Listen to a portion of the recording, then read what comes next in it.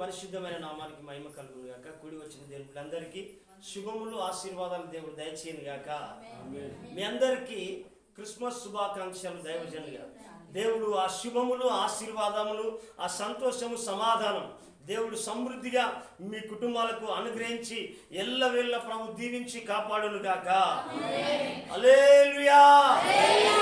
అలాగే చూడండి ప్రియదేవుని ద్వారా మనము ఈ ప్రపంచం అంతా కూడా ప్రపంచ దేశాల్లో కూడా ఏం చేస్తుందంటే ఒక భారతదేశంలోనే కాదు ప్రపంచంలో, ఎందుకనంటే ఎన్ని దేశాలైతే ఉన్నాయో ప్రపంచ దేశాల్లో ఈ క్రిస్మస్ పండుగ జరుగుతాం.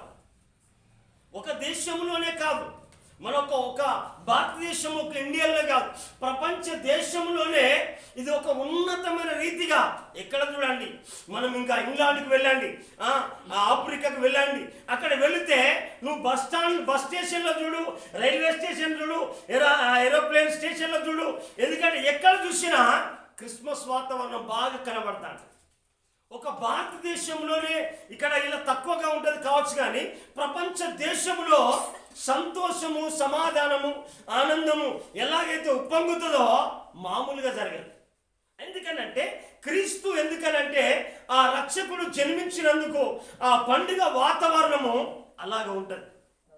కాబట్టి ప్రియదేవుని మనం చూడవచ్చు, ఈ బైబిల్ లేఖన భాగంలో కనుక చూస్తే ఇక్కడ ఒక సంతోషమైన మాట చెప్తా ఉంటాడు. చూడండి, లూకా సువార్త 2వ అధ్యాయము, లూకా సువార్త 2వ అధ్యాయము చూడండి, లూకా సువార్త 2వ అధ్యాయము, లూకా సువార్త 2వ అధ్యాయములో చూడండి, ఇక్కడ కొన్ని మాటలు మనం చదువుదాం. 8వ వచనం నుండి తర్వాత 13వ వచనం వరకు మనం చదువుకుందామా. ఆ దేశంలో కొందరు గొర్రెల కాపరులు పొలములో ఉండి రాత్రి వేళ చదవాలి కండిషన్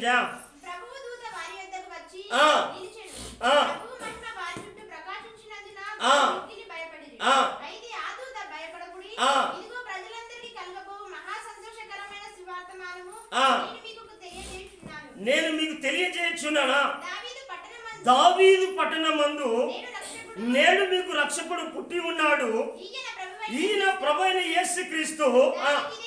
దానికిదే మీ కానవాళ్ళు, ఒక శిశువు పత్తి గుడ్డలతో చుట్టబడి ఒక తొట్టిలో పడుకొని ఉంటా మీరు చూచెదరని చెప్పాను. వెంటనే పరలోక సైన్య సమూహాలతో ఆ దూతతో కూడి సర్వోన్నతమైన స్థలములలో దేవునికి మహిమయు ఆయన క్రిస్తులైన మనుషులకు భూమి మీద సమాధానము కలుగును గాక అని దేవునికి స్తోత్రము చేర్చున్నాడు. బిగ్గరగా చప్పట్లు కొట్టి ప్రభువుని గణపతి బిగ్గరగా చూడండి. మనం కనుక చూస్తే ద్వారా ఇక్కడ చెప్పే మాట కనుక మనం చూస్తే ఇక్కడ అంటేనట, ఎందుకనంటే ఆ దూతను చూడగానేనట పరలోక సైన్య సమూహాలతోనట ఆ దూత కూడా ఉండి సర్వోన్నతమైన స్థలములలో, ఏంటిదట సర్వోన్నతమైన స్థలములలో ఆ దేవునికి మహిమయు ఆయనకి ఇష్టమైన మనుషులకు భూమి మీద సమాధానము కలుగులుగా కానీ దేవుణ్ణి స్తుతిస్తా ఉన్నాం, దేవుణ్ణి గణపరుస్తా ఉన్నాం. అందుకే ప్రియదేవుని ద్వారా, ఎందుకు అని అంటే ఇలాంటి సంతోషము, ఇలాంటి సమాధానము, ఇలాంటి ఆనందము, ఇలాంటి ఆరోగ్యము ఎక్కడ కూడా ప్రపంచ చరిత్రలో ఏ గ్రంథంలో కానీ చూసినట్టయితే ఈ సంతోషము లేదు, ఈ సమాధానం లేదు, ఎందుకనంటే ఈ ఆనందం లేదు. ఎందుకనంటే ఆయన ఆ దూత దిగిరాగానే ఏం చేసిందనంటే ఆ దూత, ఎందుకనంటే ఆ ప్రభు దూత వారి యొద్దకు వచ్చినప్పుడు ఆ పక్కన నిలిచగానే ప్రభు మహిమ వారి చుట్టూ ప్రకాశించింది. ఇక్కడ కూడా నీ జీవితంలో కూడా ఏం చేసిందంటే ఆ ప్రభు మహిమ దూత నిలవగానే మీ చుట్టూ మీ కుటుంబాల్లో, ఎందుకనంటే ఆ మహిమ ప్రకాశించబోతా ఉన్నది. హల్లెలూయా. ఎందుకంటే ప్రియదేవుని ద్వారా, ఎందుకనంటే దేవుడు ఈ లోకానికి రక్షకుడు ఆయన ఉదయించాడు. ఎందుకనంటే ఆ రక్షకుడు జన్మించాడు నేడు అనగా ఈ రోజు ఎవరికనంటే, ఎందుకు అనంటే ఆ చీకటి బ్రతుకులకు వెలుగునివ్వడానికి. ప్రజల హల్లెలూయా. చీకటి బ్రతుకులకు వెలుగునివ్వడానికి. ఎవరయ్యా చీకటి బ్రతుకులు అని అంటే, దుఃఖంలో ఉన్నవారికి, వేదంలో ఉన్నవారికి, శోధనలో ఉన్నవారికి, ఇబ్బందుల్లో ఉన్నవారికి, ఇరుకుల్లో ఉన్నవారికి, వారందరికీ. ఎవరంటే ఈ క్రీస్తునైతే ఎవరైతే చూడగలుగుతారో, ఎవరైతే రక్షకునిగా అంగీకరిస్తారో వారి బ్రతుకులు నిజంగా దేవుడు వెలిగిస్తాడు. ప్రజలు హల్లెలూయా. ఎందుకనంటే నేను కూడా ఒకప్పుడు అలాంటి స్థితిలోనే ఉంటుంది. ఎందుకు అనంటే ప్రభు వచ్చింది ఎందుకనంటే ప్రతి బ్రతుకుని వెలిగించడానికి, ప్రతి కుటుంబాన్ని వెలిగించడానికి, ప్రతి ఒక్క వ్యక్తిని వెలిగించడానికే ప్రభు ఈ లోకానికి దిగి వచ్చాడు. ఎందుకనంటే ఆయన దిగి వచ్చింది ఎందుకు అనంటే పాడైపోయిన బ్రతుకులను కట్టడానికి, పతనమైన జీవితాలను సరిచేయడానికి. ఎందుకనంటే ఆ రాజుల రాజు, ప్రభుల ప్రభు ఈ లోకానికి దిగి వచ్చాడు. ఎందుకనంటే ఆయన వచ్చినట్టుగా, ఆయన మాట్లాడినట్టుగా, ఆయన దర్శించినట్టుగా ఏ గ్రంథములో కానీ, ఎక్కడ కానీ, ఎలాంటి గ్రంథాల్లో కానీ ఇలాంటి ఆనవాళ్ళు కానీ, ఇలాంటి లిఖితపరమైన మాటలు కానీ లేవు. కనుక ఈ మాటలు కనుక నీవు అంగీకరిస్తే, ఎందుకనంటే ఆయన మొదట వచ్చింది ఎందుకనంటే పాపులను రక్షించడానికి. అంటే చీకటిలో ఉన్న వాళ్ళు, పాపం ఎక్కడ జరుగుతా అంటది? చీకటిలో జరుగుతా అంటది.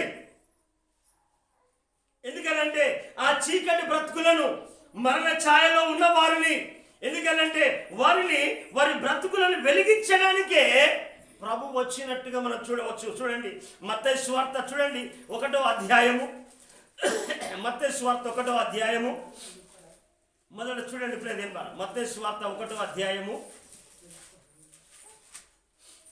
21వ వచనం చూడండి. ఆమె ఒక కుమారుని కనును, తన ప్రజలను వారి పాపముల నుండి ఆయనే రక్షించేవాడు. చప్పలు కొట్టి ప్రభుని గణప. తన ప్రజలు ఎందుకనంటే పాపములో ఉన్నవారిని, శాపములో ఉన్నవారిని, అపవిత్రతో ఉన్నవారిని, కీడులో ఉన్నవారిని అందరినీ కూడా, ఎందుకనంటే ఆయనట మొదటగా పాపం నుంచి విడిపించడానికి, పాపంలో నుంచి విడిపించడానికి. ఎందుకనంటే ఆయన ఈ లోక రక్షకుడు వచ్చాడు. ఎందుకనంటే ఏ ఒక్క వ్యక్తి కానీ, వేరే గ్రంథాల్లో కానీ, వేరే దాంట్లో కానీ మనం గమనించాలి ప్రజల ద్వారా ఒక వ్యక్తి ఎందుకంటే భూమిపైకి దిగి వచ్చినట్టుగా మన బైబిల్ చరిత్రలో చూడవాలి. ఏదైతే చూడ. ఎందుకనంటే బైబిల్ ఎందుకనంటే ఆయన విడిచిపెట్టుకోని భాగ్యాన్ని విడిచిపెట్టుకొని ఈ భూమిపైకి దిగి వచ్చేసి, ఎందుకనంటే ఆయన దాసుని స్వరూపము ధరించుకొని తనను తాను రిక్తునిగా చేసుకొని ప్రతి మానవాళి యొక్క పాపం నుంచి విడిపించడానికి ఈ లోకానికి దిగి వచ్చింది.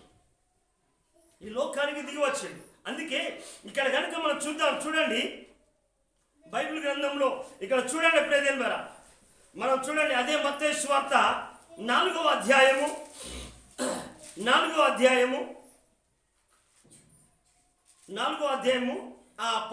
వచనంలో కింది లైన్లో మనం చూద్దాము. జెబూలూను దేశం అనక జెబూలూను దేశమును, నఫ్తాలి దేశమును, యోర్దానుకు ఆవల ఉన్న సముద్ర తీరమునున్న అన్యజనులు నివసించు గలిలయయు చీకటిలో కూర్చునున్న ప్రజలను గొప్ప వెలుగును చూచిరి. మరణ ప్రదేశంలోను, మరణ ఛాయల్లోను కూర్చున్న వారికి వెలుగు ఉదయించను. చప్పట్లు కొట్టి ప్రభువు వెలుగు అంట. ఎందుకనంటే వారి బ్రతుకును వెలిగించినట్టుగా. ఎందుకనంటే ఒకవేళ నీ బ్రతుకు చీకటిలో ఉన్నదంటే ఆయనను నువ్వు నిజ రక్షకుడుగా, ఆయన రక్షకుడు నా కొరకే ఆయన ఈ లోకానికి దిగి వచ్చాడు, ఆయన నా కొరకే ఆయన జన్మించాడు, ఈ రోజు నా జీవితంలో జన్మించాడు అని నీ హృదయాన్ని కొని ఆహ్వానించగలిగితే నీకు రక్షణ కలుగుతుంది. ప్రజల హల్లెలూయా. ఎందుకనంటే వారిని చీకటిలో కూర్చున్నవారు ఎవరయ్యా చీకటిలో ఉంటారు? ఎందుకు నిర్జీవమైన స్థితిలో ఎవరు ఉంటారు? మరణ ఛాయలో ఉన్నారు. ఎవరయ్యా అంటే పాపముతో మగ్గిపోయి, పాపముతో మసులుకొని, ఆ శాపముతో వారి జీవితము అంధకారమయమై ఎట్టి చూయని నిస్సాయ స్థితిలో ఉన్నవారు. ఎందుకనంటే అలాంటి వారికి ఏం చేసిందంటే దేవుడు ఏం చేసిందంటే ఈ లోకానికి దిగి వచ్చేసాడు. ఎందుకనంటే ఆ ప్రభు దూత దిగిరాగానే ఏమొచ్చేసింది, ఆ మహిమ, ఆ వెలుగు వారి చుట్టూ ప్రకాశించిందట. అంటే ప్రియమైన వారా, ఈనాడు ఏం చేస్తుందంటే ఆ దూత ప్రకాశించినట్టుగా, నేను కూడా ఒకప్పుడు నేను పాపంలో ఉన్నవాడిని. అలాంటి నాలాంటి వాళ్ళని ఎంతో మంది బ్రతుకులను కూడా యేసు ప్రభు ఏం చేసిందంటే ఆయన అతని వెలుగుతో నింపినట్టుగా, ఎందుకనంటే ఆ పాపము నుండి రక్షించినట్టుగా బైబిల్ లేఖన భాగాలు మనం చూడవచ్చు.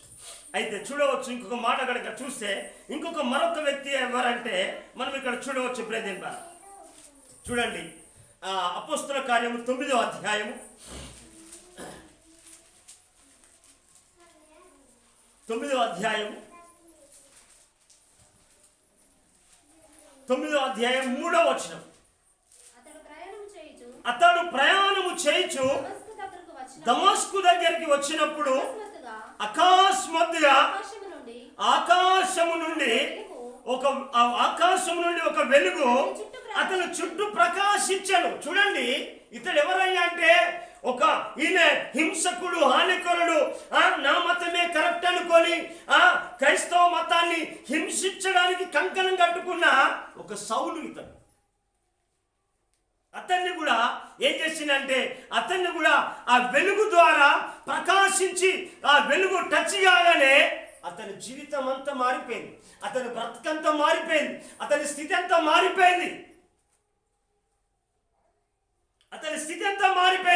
ఈనాడు చాలా సమాజము ఏమైపోతుందంటే ఏ లోకమైన పండుగలు ఏం చేసుకుంటారంటే ఈ లోకమైన ప్రకారంగా బ్రతుకులు మారలే కానీ, బ్రతుకులు మార్పు చెందలే కానీ. ఎందుకనంటే ఈ లోకమైన ఆచారము ఏంటి అంటే బయటి అలంకరణంగా ఉన్నది, అంతరంగంలో మార్పు జరగలే. ఎందుకంటే అంతరంగంలో కల్మషం, పాపము, ద్వేషము, కోపము, అపవిత్రత, పాపము ఎంత నిండుకొని కుళ్ళు కుతంత్రంతో అనేకమైన హృదయాలు నిండి ఉన్నాయి. ఎందుకనంటే అది కాదు క్రైస్తవ దేవుని ఆ సంతోషం. ఏది ఒక పూట మనం చేసుకొని ఏదో 4 బట్టలు తొడుక్కొని ఇంటి మీద స్టారు, తర్వాత ఏదో ఇండ్లంతా లైట్ పెట్టుకుంటే బ్రతుకంతా చీకటి ఉంటే దేనికి ప్రయోజనం లేదు. కానీ దేవుడు నిన్ను దర్శించాలి, దేవుడు నీ బ్రతుకుని వెలిగించాలి, దేవుడు నీ కుటుంబాన్ని వెలిగించాలి, దేవుడు నీ జీవితాన్ని వెలిగించాలి, నిన్ను వెలిగించాలి, దేవుడు నీ స్థితిని మార్చాలి, నీ పిల్లలు మార్చాలి. అది నిజమైన వెలుగు. ఎందుకనంటే ఆయన ఎందుకనంటే దేవదూత దిగిరాగానే ఏమైపోయిందంటే చూడవచ్చు మనం అక్కడ లూకా సువార్తలో. ఎందుకనంటే ఆ దూత దిగిరాగానే ఏమైపోయిందంటే ఆ దూత 9వ వచనం, లూకా సువార్త 2వ అధ్యాయం 9వ వచనం, ప్రభు దూత వారి వద్దకు వచ్చి నిలిచెను, ప్రభు మహిమ వారి చుట్టూ ప్రకాశించినందున. ఎందుకనంటే ఆ ప్రకాశమానమైన వెలుగు నిన్ను ఆవరించాలి, అప్పుడు నీ స్థితి మారుతాంటే. ఎందుకంటే ప్రియదేవుని ద్వారా మనం కనుక చూస్తే ఎందుకు ఆ దేవాది దేవుడు ఈ లోకానికి వచ్చేసాడు. చాలా మంది ఏంటంటే యేసు ప్రభువును పసిబాలుడుగా లెక్కేసుకుంటున్నారు. పసిబాలుడు కదా, పసిబాలుడు, ఆయన ఇంకా పసిబాలుడుగానే చూసుకొని ఉయ్యాల్లో ఊరుకొని జోలపాట పాడుకొని ఈ పాటలు పాడుకొని ఆ పాటలు పాడుకొని అదే అయిపోతా ఉంది. కానీ జీవితంలో ఎంత మార్పు జరుగుతుంది,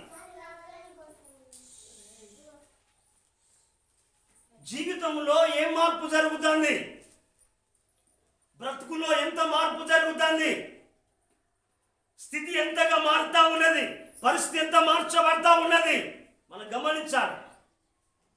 ఎందుకనంటే క్రీస్తు లేని జీవితము ఎప్పుడు అంధకారము లాంటిదే, అగాధము లాంటిదే. అందుకే ఎందుకనంటే మరొక మాట కనుక మనం చూపుతే ఆయన నశించిపోయిన దాన్ని వెతికి రక్షించడానికి వచ్చాడు. నశించిపోయిన దాన్ని వెతికి రక్షించడానికి వచ్చేసాడు. ఎలాగ చేసిండు? వెతికి రక్షించడానికి ఎలా వచ్చాడంటే నశించిపోయిన ప్రతి దాన్ని పాపం నుంచి విడిపించడానికి వచ్చాడు. నశించిపోతున్న దాన్ని వెతికి రక్షించడానికి వచ్చాడు. మొదటి పాపం అంటే ఎవరు నశించిపోతా ఉన్నారు? పాపములో నశించిపోయే వాళ్ళు, త్రాగి త్రాగి నశించిపోయే వాళ్ళు ఉన్నారు, దేవుని ఎరిగిక నశించిపోయే వాళ్ళు ఉన్నారు. అయితే నా ధనం ఉన్నది, నా ధనముతో నేను ఏదైనా చేస్తా అని అలా నశించిపోయే వాళ్ళు ఉన్నారు. కానీ ప్రియదేని వల్ల మనం చూడండి, లూకా సువార్త, మనము ఆ లూకా సువార్తలు కనుక చూస్తే ఇక్కడ 19వ అధ్యాయంలో, లూకా సువార్త 19వ అధ్యాయము 10వ వచనాన్ని మనం చూద్దాం. నశించిన దాన్ని వెతికి రక్షించుటకు మనుష్య కుమారుడు వచ్చను. ఎందుకనంటే ఒక మనిషిగా ఏం చేసిందంటే, నరవతారిగా, మానవ అవతారిగా ఏం చేసిందంటే, దేవుడు ఎలా చేసిండు, తన పోలిక చొప్పునే చేసిండు మానవుల్ని. ఎందుకంటే నీకు ఆ మానవుల్ని దేవుడు ఒక రకంగా ఉండి మానవుల్ని ఒక రకంగా చేయలే. ఎందుకనంటే దేవునికి ఎందుకనంటే దేవుడు ఎలాంటి వారో దేవుని పిల్లలు కూడా అలాంటి వాళ్ళే. అందుకే కీర్తనకాడు అంటారు, మీరు దైవములని మీరు తెలియరా, మీరు సర్వోన్నతుని కుమారులని మీరు ఎరగరా. దేవుని వాక్యం ఎవరికైతే వచ్చిందో వారే సర్వోన్నతుని దేవుని కుమారులు అని దేవుని లేఖన భాగము సెలవిచ్చినట్టుగా ఆయన ఏం చేసిందంటే, నరవతారిగా ఈ లోకానికి దిగి వచ్చేసి ఒక ప్రాంతం కూడా వెళ్ళిపోతా ఉన్నాడు. ఒక ఎరుకో పట్టణం ప్రాంతానికి వెళుతూ ఉంటే అక్కడ ఒక బిల్ కలెక్టర్ ఉన్నాడు. ఆయన బిల్ కలెక్టర్ తోటి ఏం చేసిందంటే, ఆయన ఒక వంతుకు ఏం చేసిందంటే దానికి బిల్లుకు మించిగా ఎక్కువగా డబ్బులు వసూలు చేసే వ్యక్తి. ఆ వ్యక్తి ఏం చేసిందంటే, ఆయన ఎవరో ఏసాట, ఆయన అద్భుతాలు చేస్తున్నాడ, ఆయన ఆశ్చర్యమైన కార్యాలు చేస్తున్నాడ, ఆయన సూచక్రియలు చేస్తున్నాడ అని యేసు ఎవరో అని ఎరిగి ఆయన ఏం చేసిందంటే ఆ ప్రాంతానికి వచ్చేసాడు. ప్రాంతానికి వస్తే ఆయన చాలా పుట్టివాడు. ఆయన పుట్టివాడు కాబట్టిగా ఎందుకనంటే అక్కడ యేసు ప్రభును అంత సమూహంలో గుర్తుపట్టాలంటే వీలు కాదు కనుక ఆయన ఒక మేడి చెట్టు ఎక్కేసాడు. ఒక చెట్టు ఎక్కేసి యేసు ప్రభు ఎవరో చూడాలనుకున్నాడు. నువ్వెవరు ఎందుకు వచ్చావో నాకు తెలియదు, కానీ జక్కయ్య అయితే యేసు ప్రభును చూడడానికి వచ్చేసాడు. ఎందుకనంటే ఆ యేసు ప్రభును చూడడానికి వచ్చిన ఆ జక్కయ్యను యేసు ప్రభు కూడా సరాసరిగా యేసు ప్రభు చూసాడు. చెప్పాలి కొట్టి ప్రభులు సరాసరిగా యేసు ప్రభును చూసి. అయితే చూడండి ప్రేమ ద్వారా ఎందుకు ఆయన అంటే చూడండి, అదే లూకా సువార్త 19వ అధ్యాయము చూడండి, 19వ అధ్యాయము 3వ వచనం నుంచి చదువుదామా.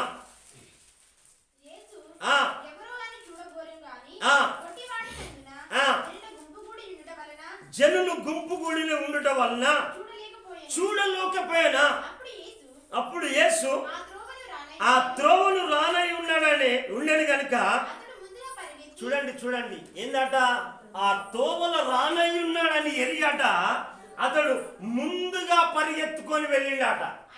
అమ్మా విడు, ముందుగా పరిగెత్తుకొని. ఈనాడు చాలా మంది ఏమవుతుందంటే దేవుని తెలిసి కూడా ఆలస్యం. ఎంత ఆలస్యం! ఆయన అక్కడ ఏం చేసిందంటే అప్పుడట యేసు ఆ త్రోవను రానయ్యున్నాడని గనుక అతడు ముందుగా పరిగెత్తుకొని ఆయన చూచుటకట ఒక మేడి చెట్టు ఎక్కినాడు ముందుగా. ఈనాడు ఏమైపోతుందంటే పండుగనే జరుగుతుంది కానీ బ్రతుకులు మారట్లేదు, జీవితాలు మారట్లేదు.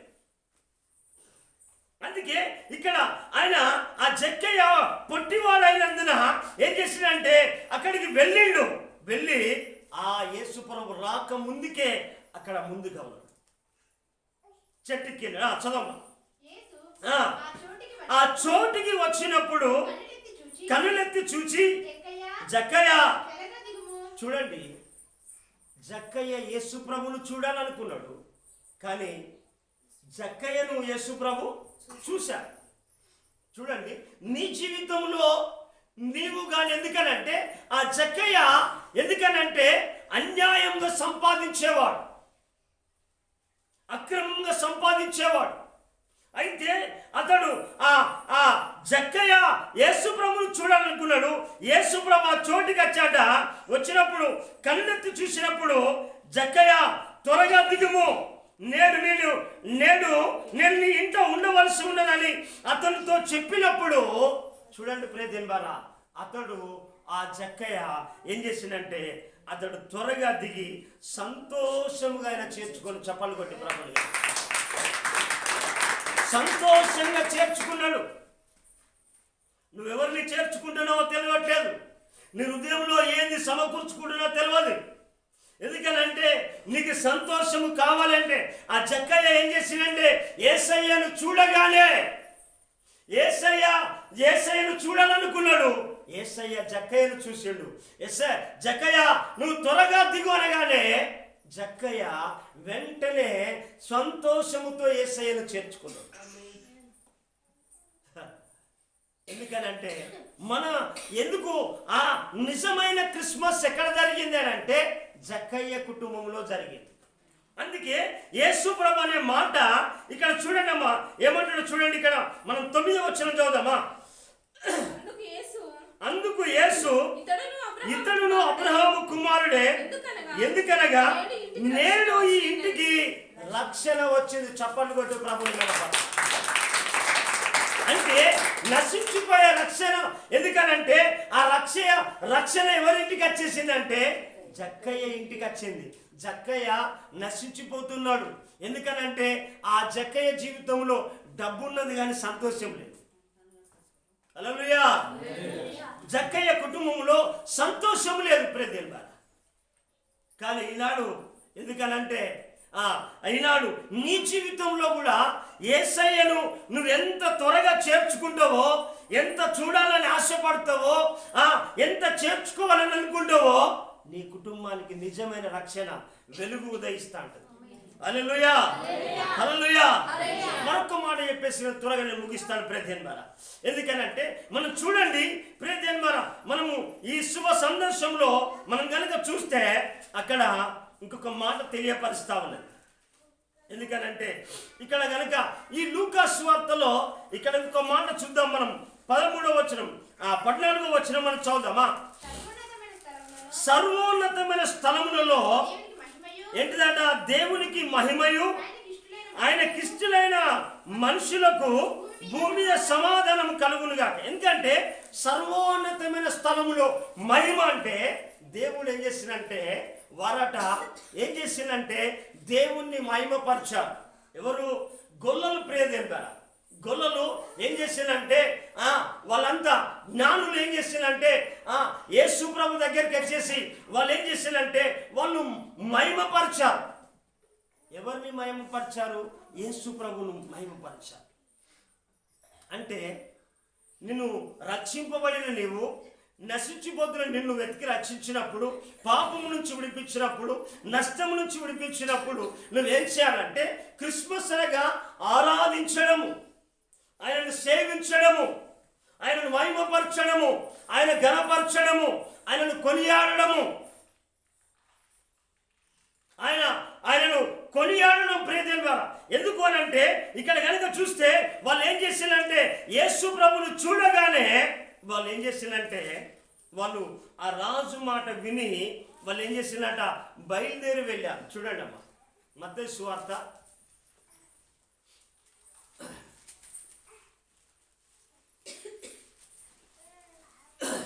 మత్తయి సువార్త 2వ అధ్యాయం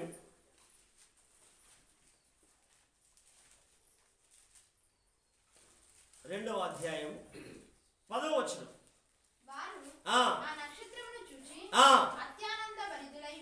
చూడండి.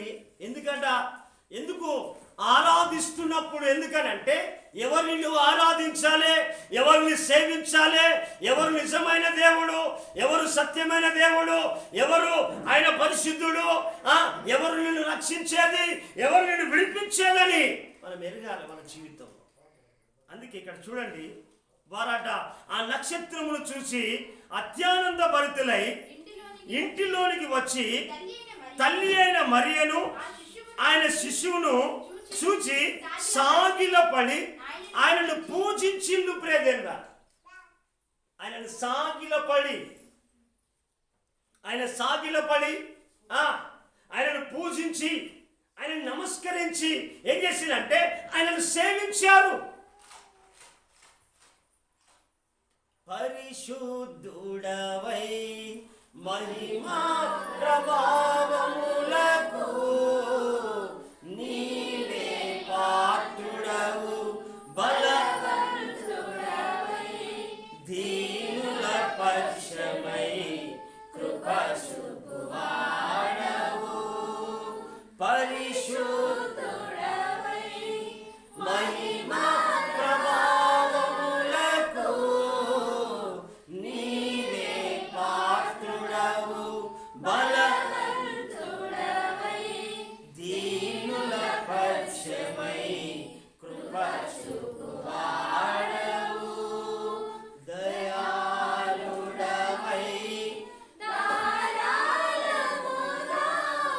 నన్ను దీవించిన శ్రీమంతుడా, ఆరాధన నీకే.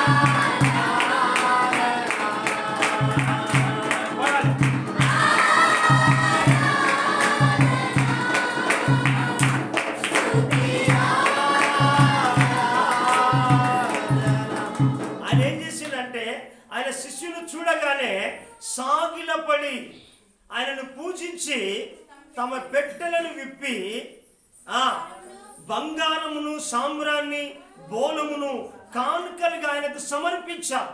సేవించడమే కాదు, అర్పించారు. ఏంటిదంటే బంగారము దేనికి సాదృశ్యంగా అంటే పవిత్రమైన హృదయానికి సాదృశ్యంగా ఉంది. బోనము సామ్రాన్ని ఎందుకనంటే వారు ఆ ఇంపైన దాన్ని ఎందుకనంటే ప్రభుకు సేవించి ఆయనను పూజించేసిందంటే వారికి సమర్పించాలి. ప్రదేంగా సమర్పించి ఎందుకనంటే ఆ దేవాది దేవుడు మమ్మల్ని రక్షించడానికి, మమ్మల్ని విడిపించడానికి, ఇమ్మానుయేలుగా మాకు తోడు ఉండడానికి, ఆ ఇమ్మానుయేలు అనే దేవుడు మాకు తోడుగా ఉండడానికి ఈ లోకాన మాకు పుట్టిండు. ఎందుకంటే మేము ఇంతకాలం బానిసలోనే ఉన్నాం, పాపం అనే బానిసలో ఉన్నాం, శాపంలో ఉన్నాం, రోగంలో ఉన్నాం, నష్టంలో ఉన్నామని వాళ్ళంతా ఏం చేసిందంటే వాళ్ళు ఆ విధంగా ఏం చేసిందంటే ప్రేదేన్ ద్వారా అధ్యానంత భరితులై ఆ ప్రభు దగ్గరికి వచ్చేసి, ఆ రాజు దగ్గరికి వచ్చేసి ఆయన దగ్గరికి సాగిల పడి ఆయన సన్నిధిలో ఏం చేసిందంటే ఆయనను సేవించి ఆ కావలసినంత కూడా ప్రభుకు సమర్పించారు.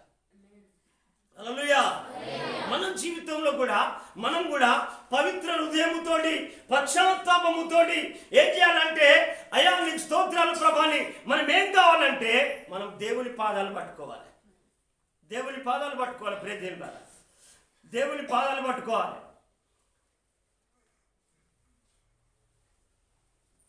దేవుని పాదాలు పట్టుకోవాలి. అయితే దేవుని పాదాలు పట్టుకొని దేవుని సన్నిధిలో మనము జీవించే వారమై ఉండాలి.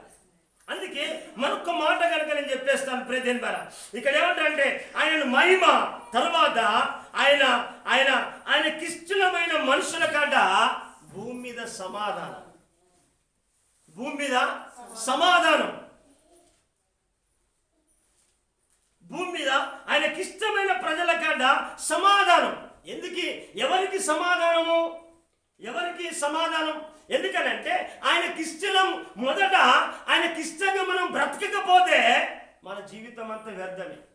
అయ్యా ఇటు చూడాలి, అందరూ ఎటు చూస్తానో మాకు అర్థమవుతుంది.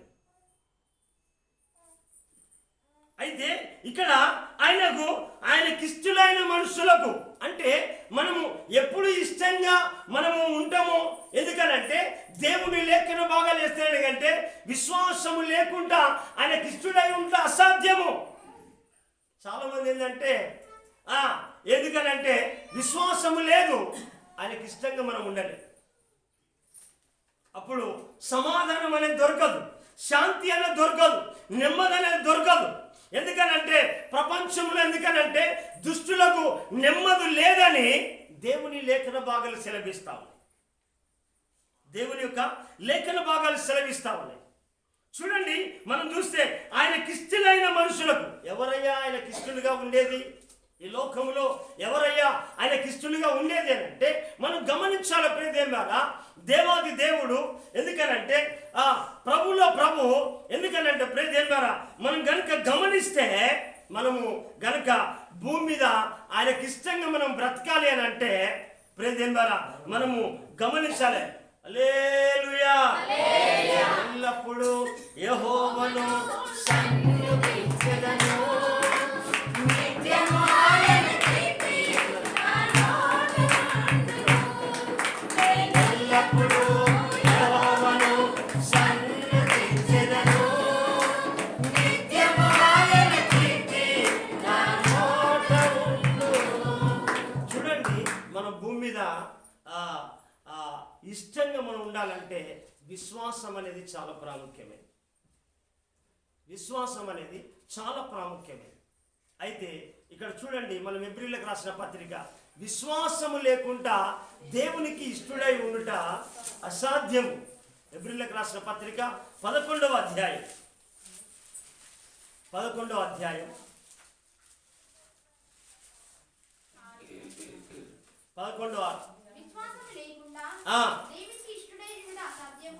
విశ్వాసము లేకుండా దేవునికి ఇష్టడై ఉండుట అసాధ్యము. చూడండి, దేవుని యొద్దకు వచ్చువాడు ఆయన ఉన్నాడనియు తన్ని వెతుకు వారికి ఫలము దయచేయువాడని నమ్మడు. ఎందుకనంటే మొదటగా దేవునికి మనం ఇష్టలమై ఉండాలి. ప్రజలారా హల్లెలూయా. అప్పుడే దేవునికి ఇష్టంగా ఉంటేనే దేవుడు యేసుప్రభు చెప్పాడు, నా సమాధానాన్ని నేనే ఇస్తా, నా శాంతి నేను మీకు ఇస్తా. ఏంటి, లోకం ఇచ్చినట్టుగా కాదు, నా శాంతినే నా సమాధానాన్నే నేను మీకు అనుగ్రహిస్తానని దేవుడు చెప్పిండు ప్రియదేవుడా. కాబట్టి నా సమాధానం ఎందుకనంటే భూమి మీద మనం ఏం కావాలంటే దేవునికి ఇష్టంగా మనం జీవించినప్పుడు ఆయన శాంతి సమాధానాన్ని దేవుడు కలగజేస్తాడు. కాబట్టి ప్రియదేవులారా మనకు ఆ సమాధానం ఎందుకనంటే దేవుడు చెప్పినట్టుగా మరొక మాట చూడండి, మనము ఆ కీర్తనల గ్రంథము